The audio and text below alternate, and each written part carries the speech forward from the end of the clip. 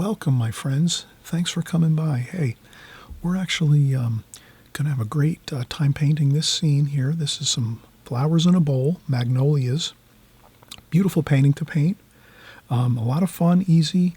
There's some stems, there's some flower shapes, there's a bowl, there's a table, there's some background.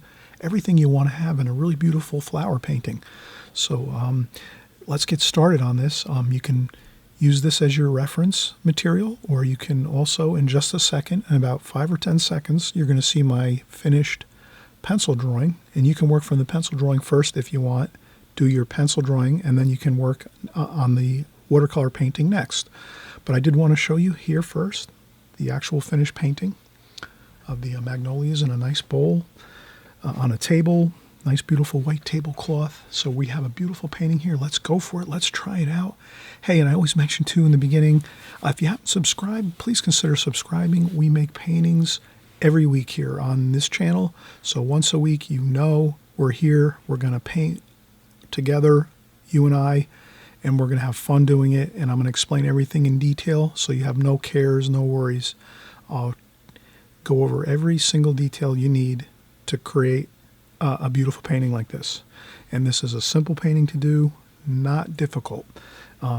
So let's get started, have fun with this, and we'll just switch over to the pencil drawing portion where you're going to see the picture of the pencil drawing, and then you can work from that if you want first, and then you can continue on with the painting. Okay, let's get started. Okay, so let's start our contour drawing. We're doing magnolias here. We're going to have a great time. We're going to have fun, enjoy. These are the kind of paintings. This is kind of small, maybe like an 8 by 10 here. Maybe not even, maybe like a 7 by 10, I would say, for our composition here, our painting. So, these are paintings you can do over and over. You can create one like this, then you might do something else. Something differently, maybe like a seascape, or maybe like a landscape or a cityscape, and then you come back, maybe in a week or two, and you try this again. So I definitely think it's good. Try to do different things as you're drawing and painting, so this way you don't get really stuck on one thing. I know that when I first started watercolors, sometimes I got into that, like just trying to paint like one thing over and over and over. And I found that if I just kind of moved around and did different things all the time, I would just slowly kind of get familiar with each thing that I was painting. So that's why I kind of cover all these things on my site here on YouTube, is so that you can kind of try different things. Maybe not just do one subject matter, try different subject matters, see which one you like best, or maybe you have a few that you like to do most. So this is obviously like a flower type painting, a floral, and we'll get started. So here, it's kind of simple. We're just going to do a bowl, and we're going to do a table. So this will be a bowl on a table, and probably we're going to make this maybe like a third of the paper. So we'll maybe take just a marker, and we'll come over here and we'll say 1/3. Over here is 2/3, just so we have an idea of our layout on our paper. So I think that's all we really need to do. If the center of the page is about here, so if that's center, we're going to center our flower arrangement here. So we'll make our bowl here. So sometimes you can make a couple of hash marks here and there just to kind of familiarize yourself with the composition and what we're doing here. And that's all we need to do. And then we one more thing I might do is, actually it's already here, 2/3. So about 2/3 across, maybe a little bit higher than that. Top of flower. So just make a note for myself, top of flower is about here. And maybe I'll make a little mark here, and I'll just put down stem. So there's a stem over here. And then the flowers, I'll say over here, about halfway. And there's a flower. So now this will all make sense once I start drawing, and you'll see how I'm doing this. And of course, in the beginning, I put the contour drawing in the beginning of this video, so this way you can kind of see that. You can pause your video on there. You can take a picture of it or a screen capture, however you like to do things with your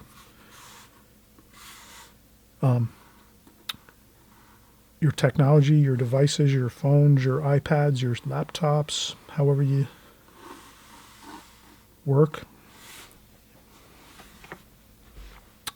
Okay, so we have our table. So I just want to make a very light indication of the table. And then for the bowl, I'm going to do the same thing. I'm just going to make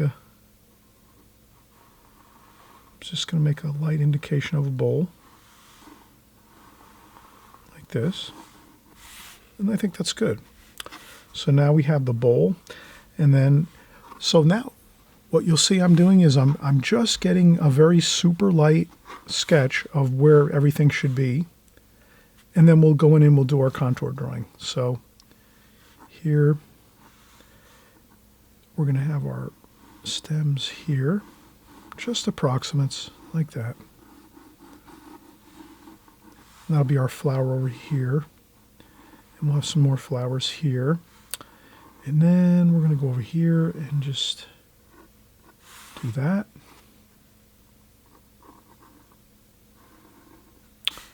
Have our other flower there. And we have a few more flowers here. And a flower here. Okay, I don't know if you can see that, but it's really not so much important that you see this, what I just did, but that you know that I did a super light sketch, very lightly, of just about where the main areas of our subject is going to be on our paper. Once I have that, now let's go in. We'll do our contour drawing. And then all we're going to do now is we're going to kind of just really use our light sketch that we did, our super, super, very light sketch.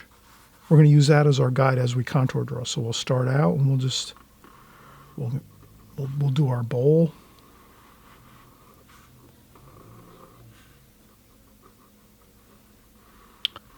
And when I come over here with the bowl, and then I realize, okay, let me come up here, and then I see a flower shape there. And another flower shape here. So you notice I'm looking back and forth at my subject matter. You'll use this contour drawing, this pencil drawing, as your subject matter when you draw. But I'm using something different. So I'm just going to go around. You'll see I'm just sort of getting that flower in there, and there's another stem there. And then there's another flower shape there, and then another flower shape there, and another here.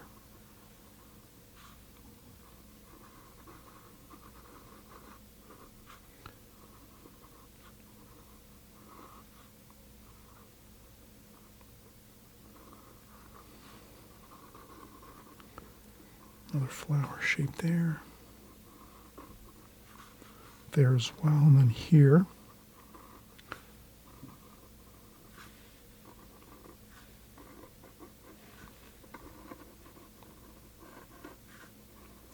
And I'm just doing the flower shapes here as I keep referencing back to my photograph I'm working from.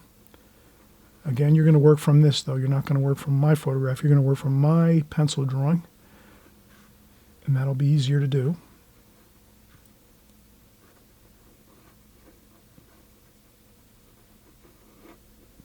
There we go. Okay, that's the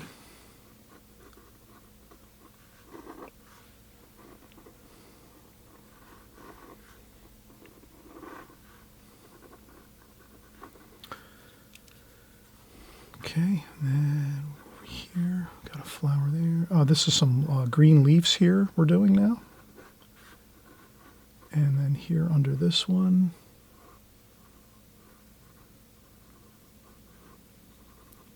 and then another one here.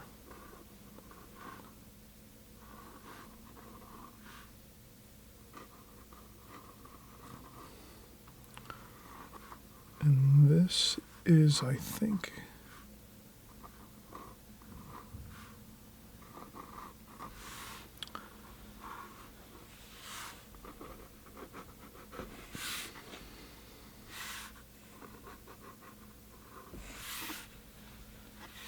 okay, and then we're going to come back over here, another stem over here,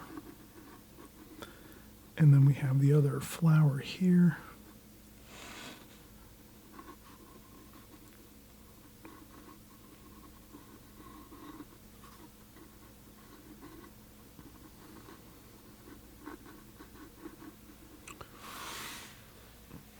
Okay, looks good. And we'll do our table.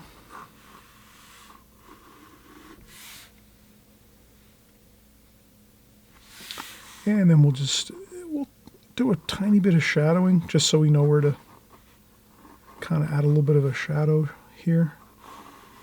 So the light's coming a little bit from the right.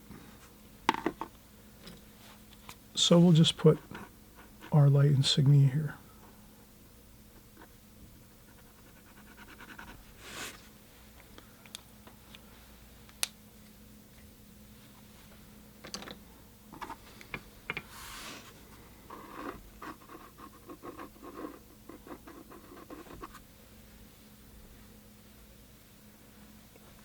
And this stem actually goes there like this and like that.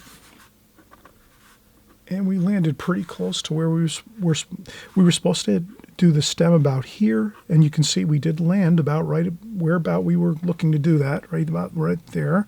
Flower over here, we did a good job. We got the flower over here on this side. And then the center, of course, we did with the bowl, the center of the bowl. So you can see when you do these hash marks, usually if you have them there, you're going to get somewhat close to those. But if you don't have them there, you can wind up going way off the page. So that's why we do those. And you always know that when we're here. We always do our hash marks around our painting. This way we kind of don't get too far off the track. All right. Okay, so awesome. We have a fun time already of drawing. We've done the drawing. We had a good time doing it.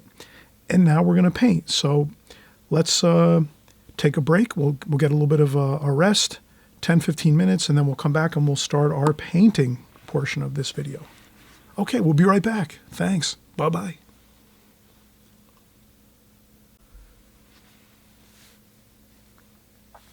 Okay, so we just wanted to kind of quick put up our drawing. This is our pencil drawing, our contour drawing. We wanted to put this on here so you have this. You can work right from this pencil drawing. I think that's the best way to do it. So this way it's you see exactly what I drew, and then you can just copy this. And then, if you want to pause the tape and draw, and then you hit play, and when you're done drawing, you hit play and you go into the painting portion.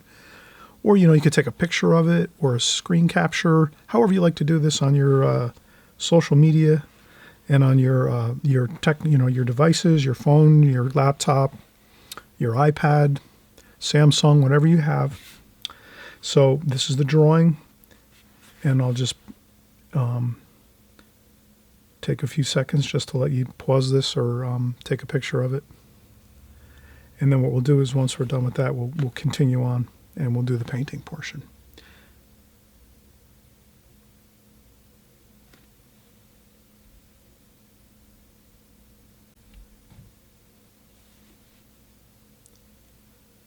Okay, so this is Chris Petri, and we're actually going to get started with our painting. We did our contour drawing first with our pencil, so we're going to get started. And we'll do our painting, the painting portion of the video here. Just wanted to mention now, if you haven't subscribed, please subscribe to my channel. I always mention that as we're working through our videos here. If you subscribe, you're going to be notified each time we create a new video, a new watercolor painting video. You'll be notified right away. This way you have it, and then you can check it out. If you like it, you can work on it, or if you want to wait till the next week when we're doing another one, you can do that too as well. So at least you're alerted and and you can check out what painting we're doing for the week. We're always here every week, week after week. 365 days of the year we're here once a week, so that's 52 weeks of the year, we're here once a week doing our paintings and our drawings and having a great time, I might add. So, okay, let's get right into it here. We're going to do our painting. And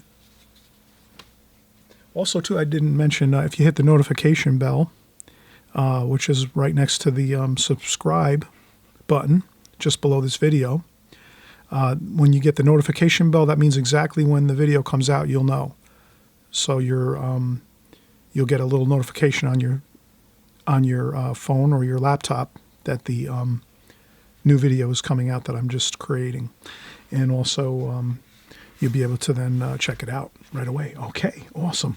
So let's get started here. So we have our palette of colors, and then you always know that if you type in Chris Petri palette, you just type in my name, CHRIS PETRI, and then if you type the term palette, PALETTE, palette, I have about maybe 6 or 8 videos on my palette, what colors I use, how I use my palette, how I keep the paints moist and fresh, little techniques with the palette, different palettes that I use. Most of the time, I'm always using a metal paint box. The metal boxes are the best, in my opinion, using a metal paint box. And some of the plastic ones are pretty good too, but I like the metal, either aluminum or there's copper palettes. The better ones are copper. You have some aluminum ones. This one's aluminum.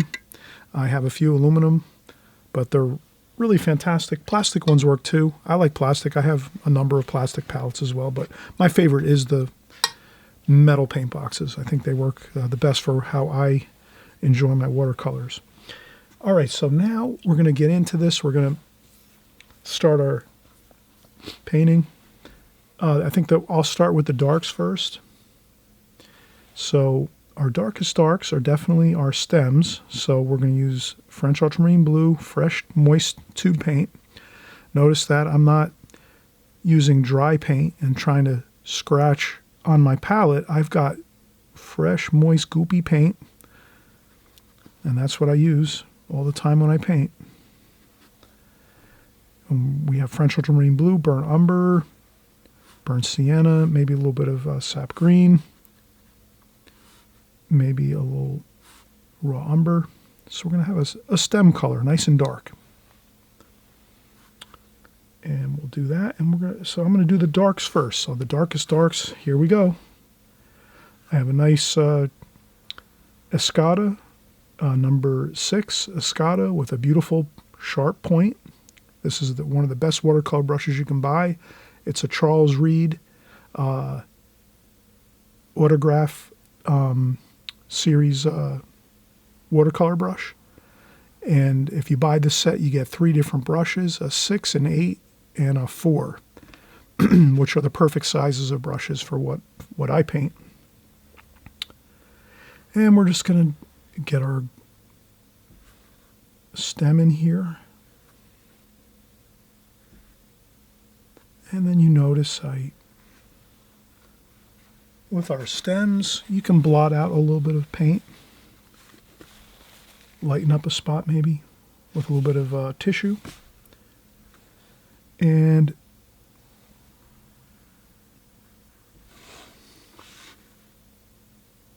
here you can see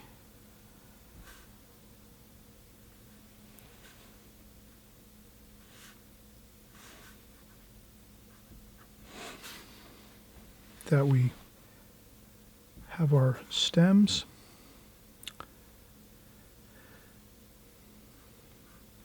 I noticed I put this stem over here. I don't like it in this location. You can always erase a little bit if you want. So I take my kneaded eraser. They don't make any crumbs. I do that. And then I get my pencil again, and I sort of wanted to keep that one closer, like that. So sort of parallel with that one there. A little thicker here and then thinner. And then as you can see,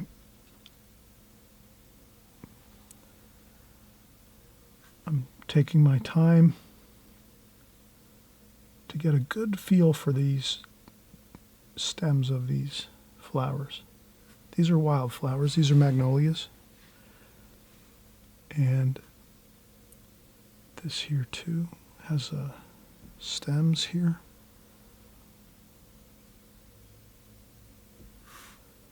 And once in a while, if you see you want to do a little extra, you can paint that in with your brush. You don't necessarily always have to go exactly the way your pencil is, your pencil marks. So the freedom of being a watercolor artist is you're free to change and do things a little differently than the pencil if you want. You can add a little extra to it. Or you can even, like I just did, I erased a pencil mark here that I didn't like, that I thought I wanted to do it a little differently.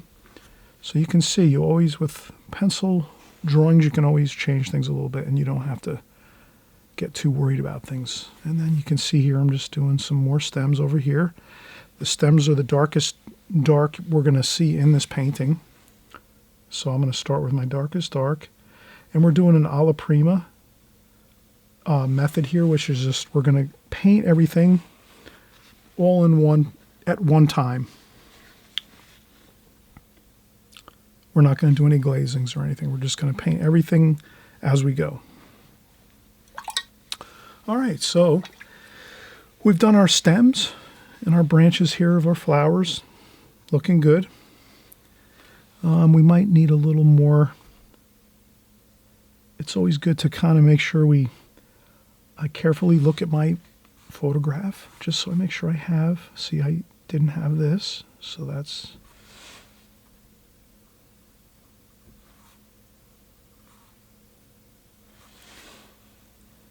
So I just want to make sure I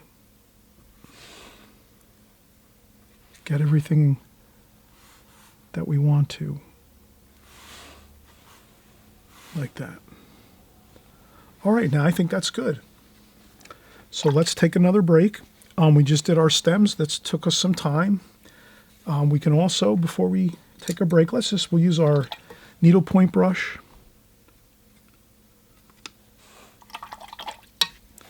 And with our needlepoint brush, we can even get more exciting details. So here, look at that. Wow.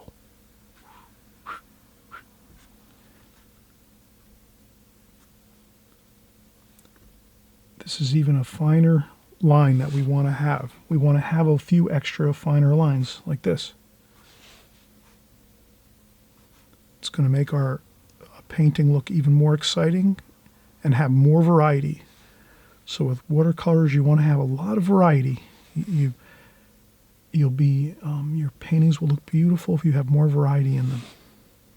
So you can see I just add a little couple stems and little nubbies off here and there. Little buds on the stems, just a few.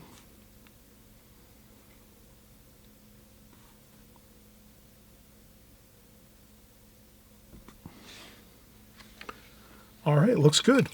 Okay, all right, let's take a break. We'll come right back and we'll start our painting, where we do the flowers, and we'll start doing our bowl here with our flower arrangement in there, some magnolias. Let's have fun, enjoy, let's relax, take a 5-minute or 10-minute break, and we'll come right back. Okay, so we took a little break. We're gonna start now. We're gonna create our painting. We're going to get more colors going here. So we just started out with the stems. I started out with the darkest darks, which is really important if you're going to do alla prima painting, which is just when you start your painting. As you begin your painting, you're just going to start in one location and start your painting and just keep going. And we're not going to do any glazings, really. We're just going to start in one place. We started with the stems, and we're just going to keep going from there. So with alla prima painting, it's really a good method, because you just really, you kind of gauge yourself as you paint with your tonal values. So here we have the darkest darks. We're going to start with those first. So now we have something on our painting that we say, all right, that's the darkest dark. We're not going to have anything darker in our painting than what we just painted. So now as we paint and go further into our creation of our painting here, we know we're not going to get anything darker than this, so we won't be going in and mixing anything as dark as this. So as a matter of fact, I'm going to take some paper towel and we'll just clean up our palette a little bit here. I'll remove the darkest dark that we use for our stems because we're really finished with that portion. And we'll continue. So now I'm looking at this and I'm going to say, all right, what is my next darkest dark? The greens look the darkest. So sap green, olive green, some cerulean blue maybe, some French ultramarine blue. That would be the darkest dark we would have in our greens, is a little bit of French ultramarine blue mixed in there. And what else? So let's have a little bit of cadmium lemon yellow. Maybe we'll put that there. Just so we have a lighter green. All right, let's get started. All right, I'll start here. And that's all.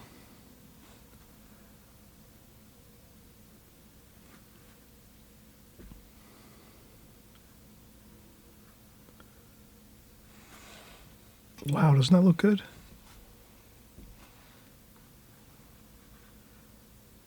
All right, this is a little darker under here. So you can see I'm just going to work around here. This is a little bit of a darker green there. Then we have a lighter green on this here. Like that.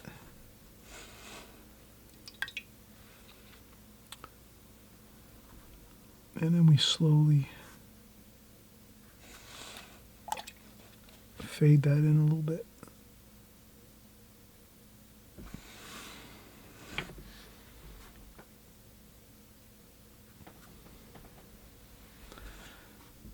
And some olive green here.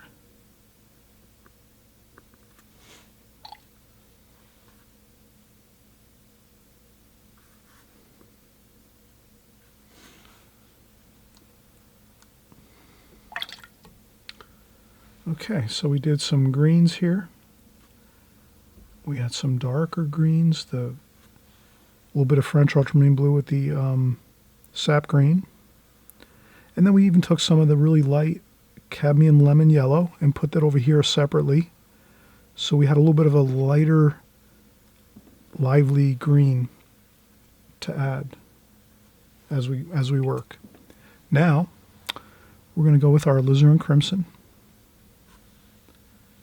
and a little bit of purple, which I use for my purple. My favorite, definitely by far, is the Winsor & Newton Ultramarine Violet. That's purple. Ultramarine Violet by Winsor & Newton. That's my favorite. Looks great. And some alizarin crimson. Okay, so.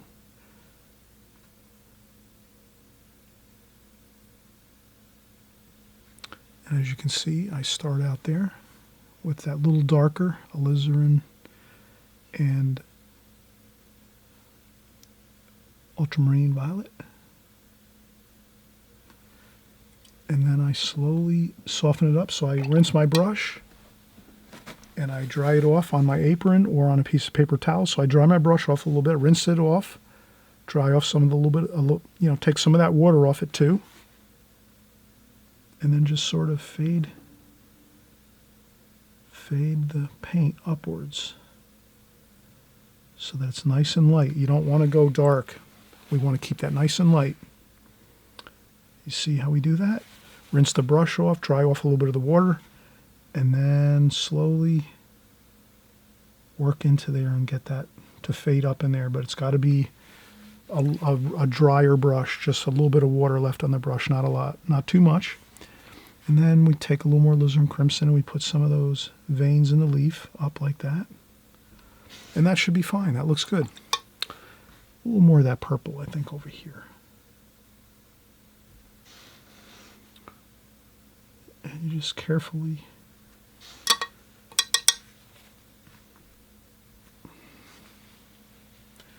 put that in there. And then here, again, more alizarin crimson and mineral violet.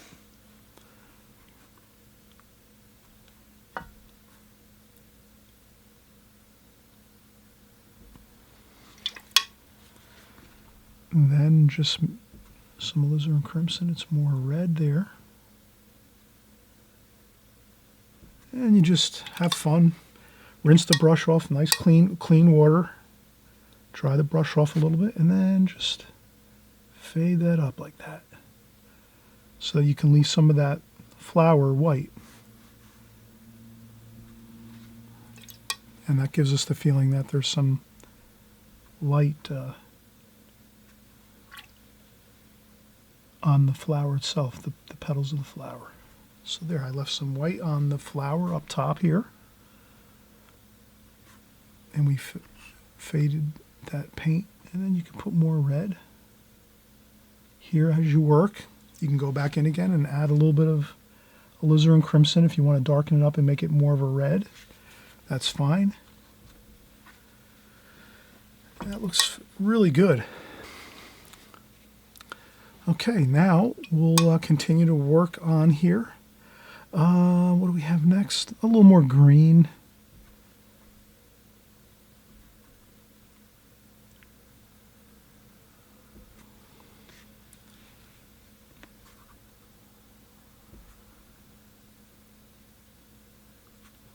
Maybe a little bit of that cadmium lemon yellow up top here.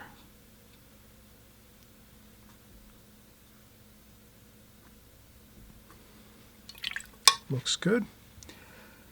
All right, now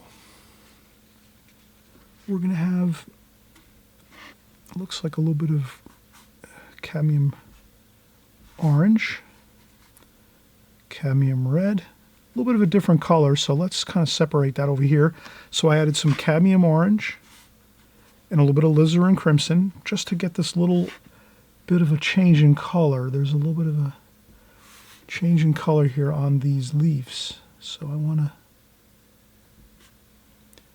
to see if there's anywhere else I could add it, just a little bit maybe. And again, it's your watercolor painting. If you want to start to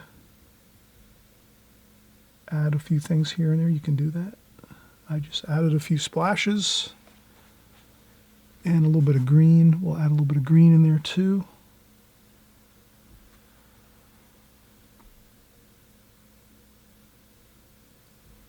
So you just see I charge in a little bit of color to the cadmium orange and alizarin crimson mix. I added a little bit of green in there just to mix it up. All right, now we're going to add, again, some more alizarin crimson and purple.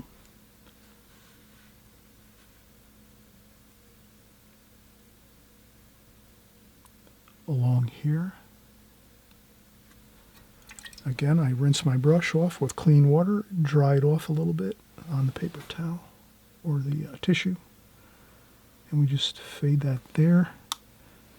And then we add a little bit more dark here, charge that in a little bit. Now I'm using Fabriano paper here, rough paper, Fabriano rough. If you try doing something like this on a less expensive paper, it's going to be really hard to get that look. So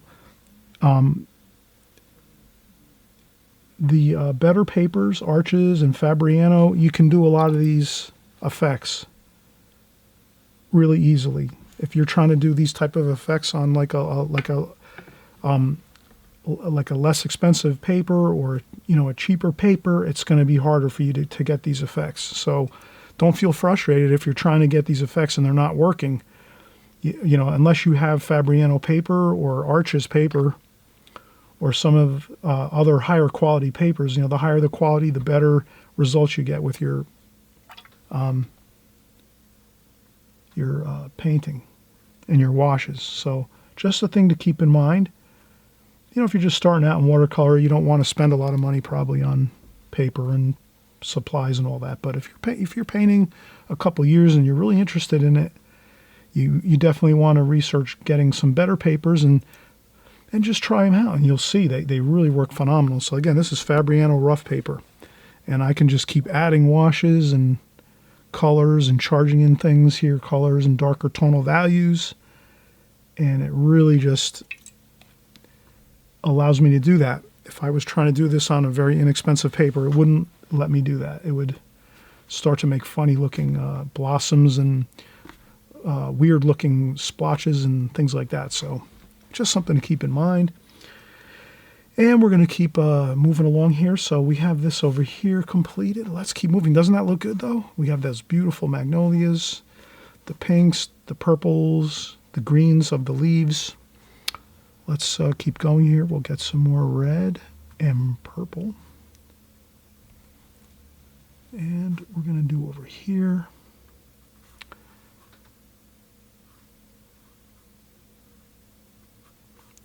And you can see I sort of try to swoop my brush the same way that I see the colors on the flower petals.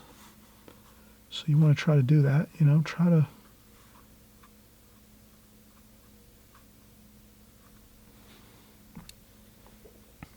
that looks pretty good.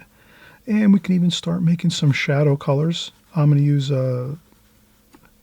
purple and cerulean blue and a little bit of raw sienna.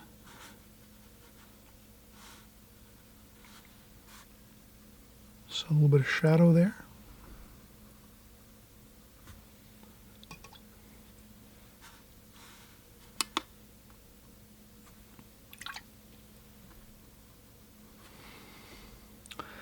And I can start to see some of this raw sienna.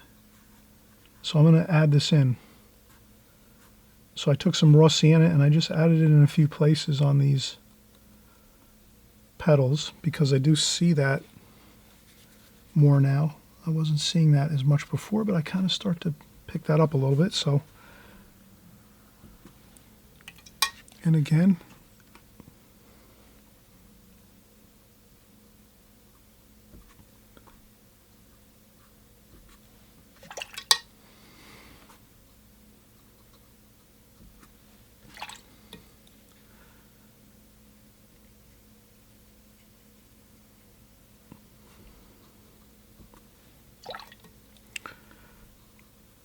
okay, I'm adding some shadows here, which is some cerulean blue,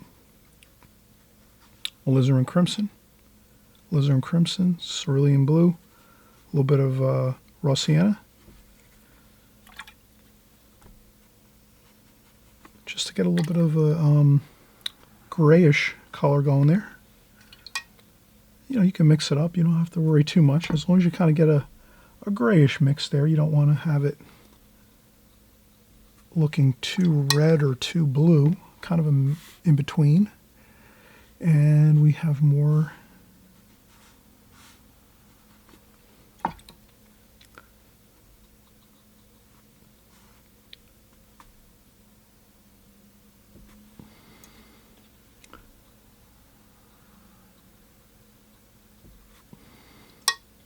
and again I rinse off my brush, dry off a little bit of water, and I just smooth out that paint. Okay, this is a perfect time where we would take a break now, and the reason I say that is I'm going, keep painting, but then I realize I'm starting to get tired, and so when I get tired a little bit and I start to lose my concentration, I don't want to keep going, because then that's when I'll start maybe mixing the wrong colors or not painting correctly, and maybe going off my game plan of how I want to keep painting these flowers pretty much the same way. I want to keep referring back to these flowers and continuing with the same kind of look. I don't want to start changing the colors around or doing something different. So that's one of those things, when you take a break, you become more focused when you come back after a 5 or 10 minute break, and you'll be able to say, okay, yeah, I'm sticking with my game plan, and so let's do that. Let's come back after a 5-10 minute break, and we'll continue on. We'll finish up these few sections here of flowers, And then we'll work on our bowl and our table and a little bit of background wash, and we should be good. Okay, well, so we'll come right back. Okay, so we're back. We took a break, maybe 10 minutes. I took a 10-minute break. What I'll do now is I'll clean up the palette a little bit.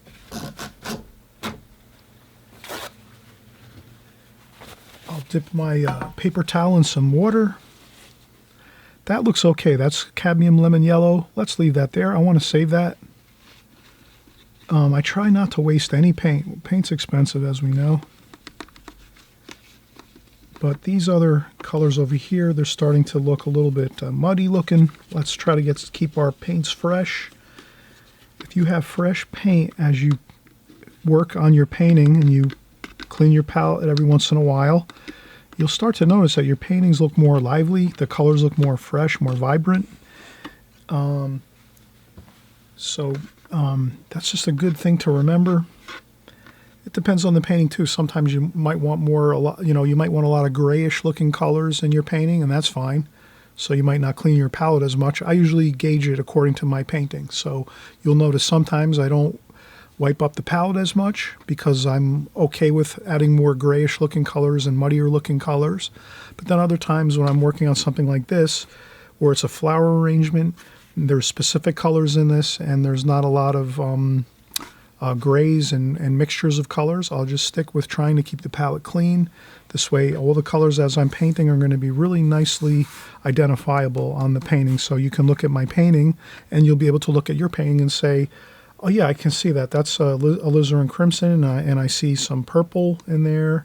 And oh yeah, that's the greens. I see the cadmium lemon yellow and the olive green and sap green and the leaves over here.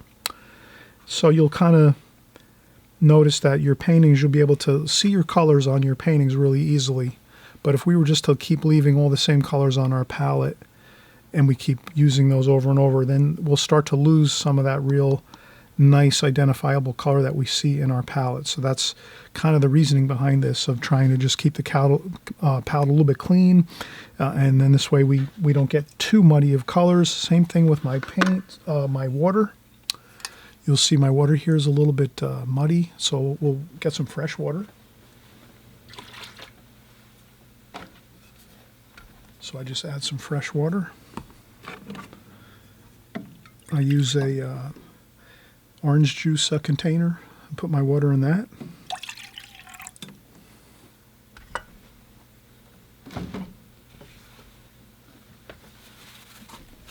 Spilled some on the painting, no big deal. That's going to dry in quickly. Okay, so we're going to continue on over here on the left side of these flowers over here. So we'll continue. And we're going to more alizarin crimson and purple. So let's remember to use the same colors we used before. We don't want to change colors in the middle of a painting. And so I'll just start to get some color on here. And I see some, so if you see some darks, so you're going to be working from this as you're finished painting. So you'll notice where I put my darkest darks with my alizarin crimson and purple. And then once you do that, you'll know that you can use them, you rinse off the brush, dry off a little bit of the water, and then you just slowly mix that onto the, over here, nice and easy. And you have to keep rinsing your brush and drying it because the paint gets on the brush, and then it doesn't, so you just want to make sure that it's fading nicely. And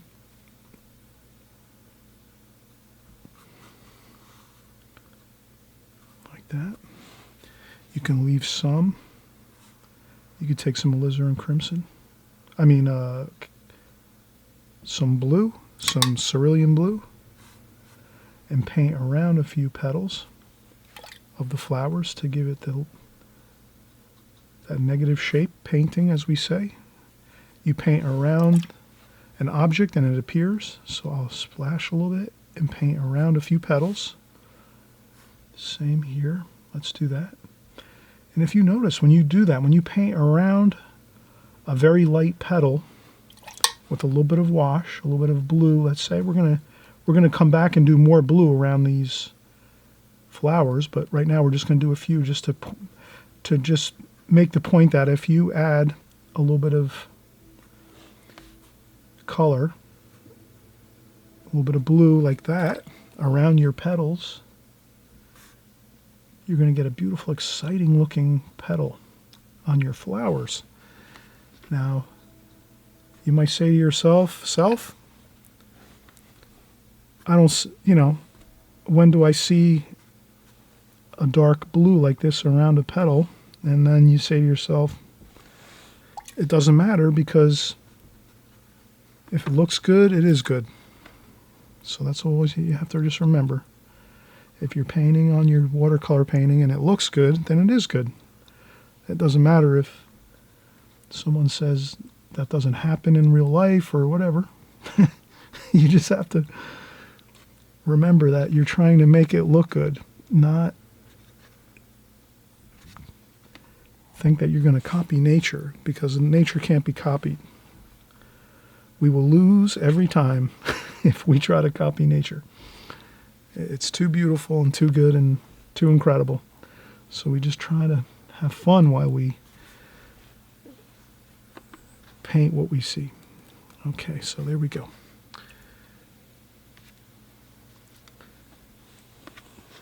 Now we're going to do some more alizarin crimson, and over here.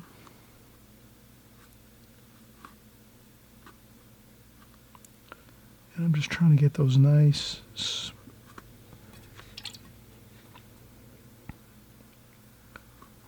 interesting brush strokes. Have fun with that. You have to practice these type of things, flicking around the brush and things like that.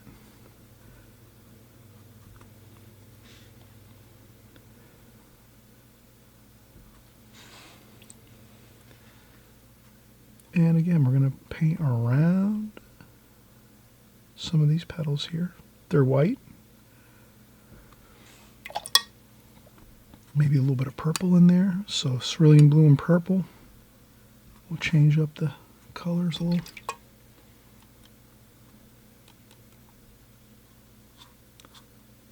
And you can see I just kind of flick the paint around a little bit.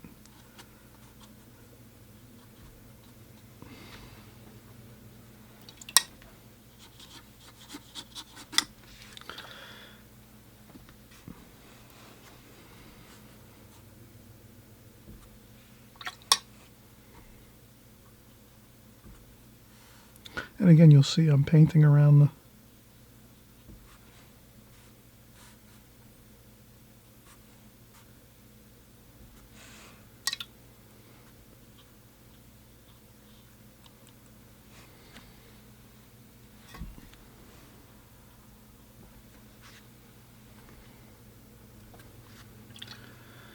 again, painting around the flowers. Negative shape painting. You paint around the object, in this case a petal of the flower, and then the petal appears.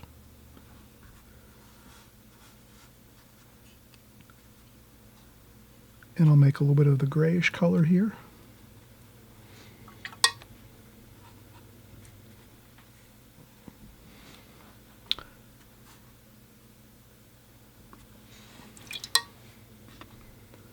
And again, and if it's too dark, you might lift up a little bit of paint.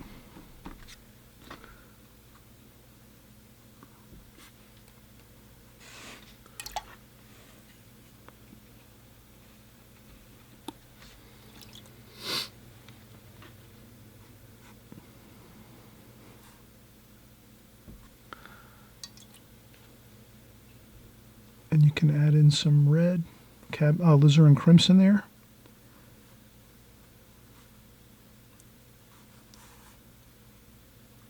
Straight paint, no water, straight paint. And that'll just give it more of an interesting look. If you have a little bit of the alizarin crimson, straight tube paint.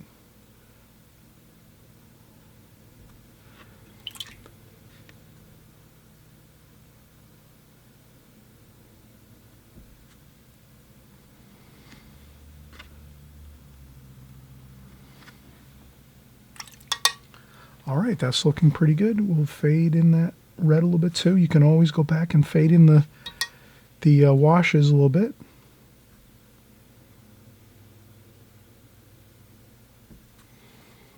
I'm going to do that.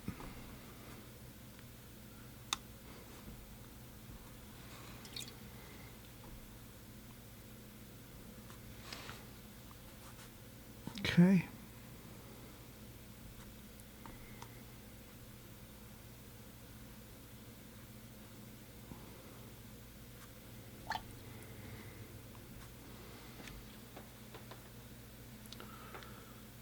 Okay, that is looking good. And we could add a little bit of blue here.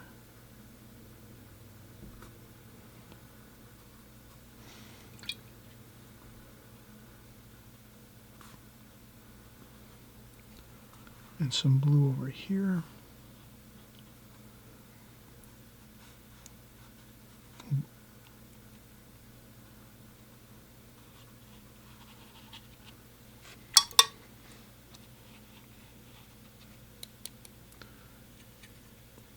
And then I'll just take some of the grayish wash and just do some splashing for, to really just have a nice texture to the background.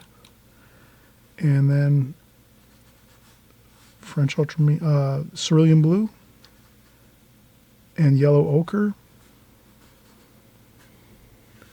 And we'll just start putting in a background a little bit there. Maybe a little bit of that alizarin crimson mixed in there.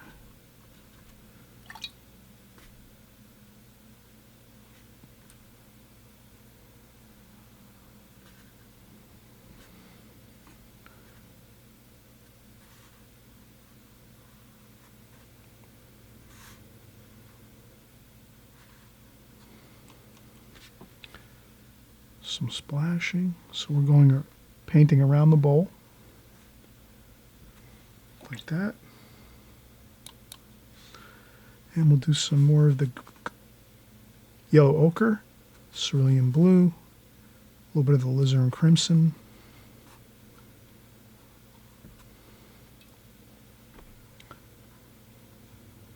And we just work that over here around the bowl.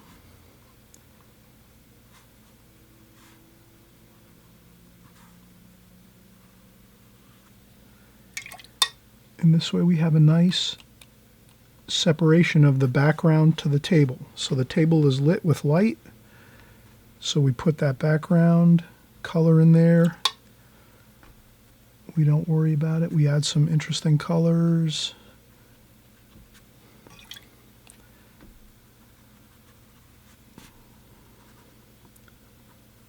Like that.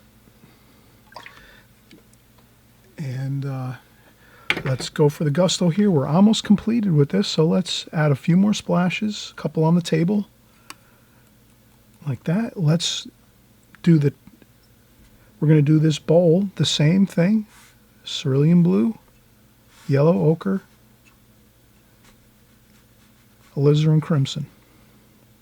Light's coming from the right, so it'll be a little darker over here.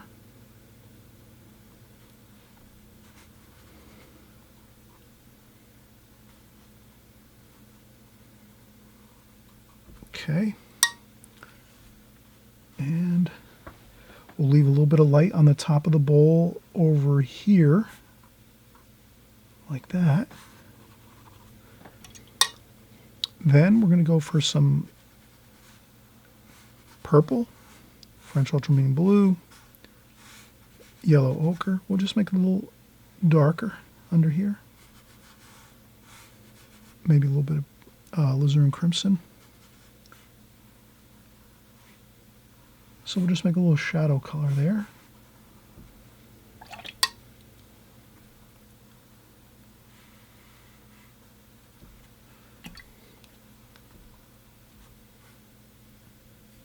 And then again, cerulean blue, yellow ochre, alizarin crimson.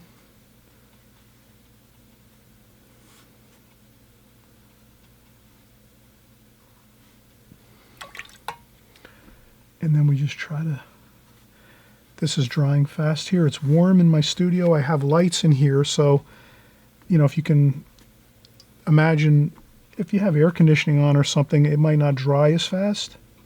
But since I have my studio lights on here, it dries a little quickly. So you can see how that edge dried really quickly on me. So, but we still work along there.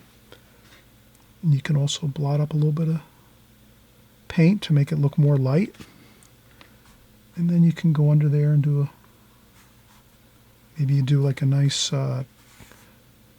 stripe under there, a nice blue stripe. You make it different, and some French ultramarine blue, some cerulean blue, like that. And then it gets a little bit more, with the light over here, you kind of lose that line a little bit, but over here you see it a little more. You just go in and get some fresh squeezed tube paint, like that. And maybe down here too, we use a little bit of some French ultramarine blue there.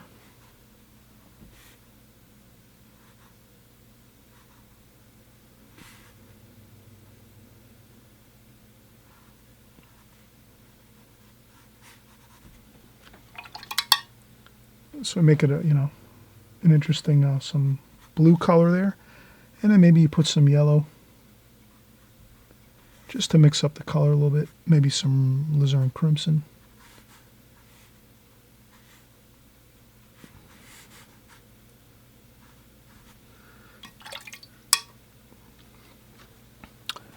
And then we add a little bit there. So I'll take some of that French ultramarine blue and just put it in a few spots over here, because I used it down here on the bottom of the painting on this bowl. So let's use it over there too, up top, a little bit. And more greens, sap green, olive green, raw umber. And a couple leaves over here.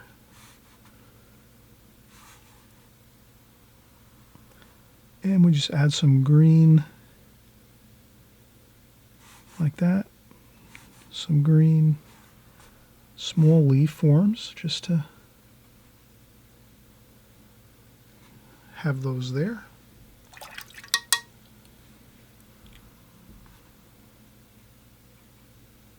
That could look, sometimes I change things around and I say that might look better like a green leaf there. And maybe another one here, just to...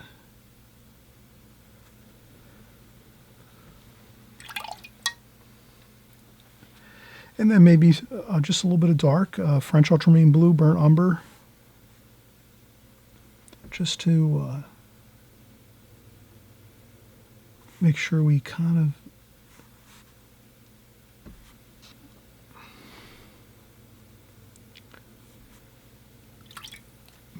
make those look like they're in the bowl. Sometimes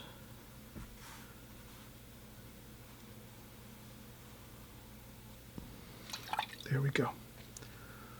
All right, everyone, this is a lot of fun. I think we're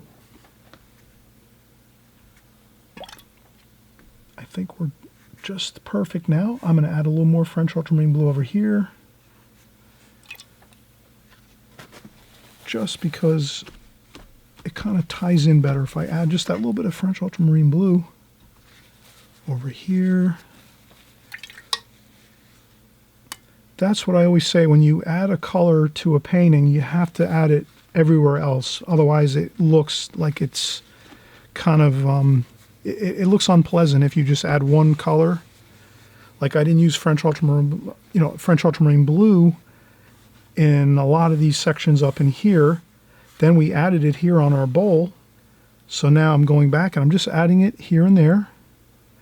And that will make it look really phenomenal by just adding it even a little bit, even, you know, lighter wash of it will absolutely tie everything together and make everything look unified. That's the main thing. You want to have everything looking unified in your painting.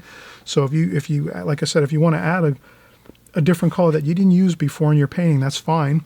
Just add a little tiny bit of it here and there, just so that everything looks unified and all, you know, together, and everything is working together for the same goal of all the colors being a part of the painting, and not just having, you know, maybe a new color introduced in a little spot somewhere, and that might not look as good. You'll have to try it out though. Try it out on your paintings. See if that looks better if you add some different hues in your painting, and if you don't add it anywhere else and you just put it in one spot, you'll see how it does. It might look a little bit disjointed, your painting. So that's why I did add that French ultramarine blue around the entire painting, and I think we have a really nice effect here of a gorgeous bowl, some magnolias. Let's take the tape off. We had fun here. This is a fun painting to do. You can do this over and over. Flowers are always fun to paint. You can simplify it even more, maybe make it a smaller painting. But this is very manageable. And this is really, we'll zoom in.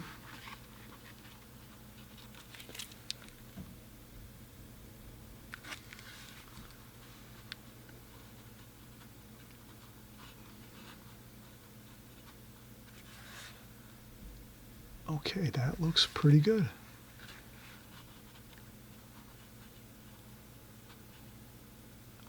Perfect, right there. Okay, so hope you enjoyed this. Again, if you haven't subscribed, please subscribe. Come on, come along. We paint every week. We do every type of painting you can imagine. Seascapes. We do flowers all the time. We do cityscapes. We do landscapes. We do figure painting. We do everything.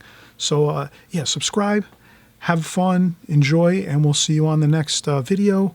And also, too, we're going to have lots more videos coming up with all kinds of interesting subject matter, so that you know, you can try different things. And you know, again, I always put my picture of my painting on my thumbnail of my video, so you'll always see what I'm going to paint when you look at my video. When you first look at it on the very first look, when you're on YouTube, you'll see my finished painting right on that YouTube thumbnail picture. So no gimmicks here. We're just painting watercolors, everybody. So all right, we'll see you on the next time.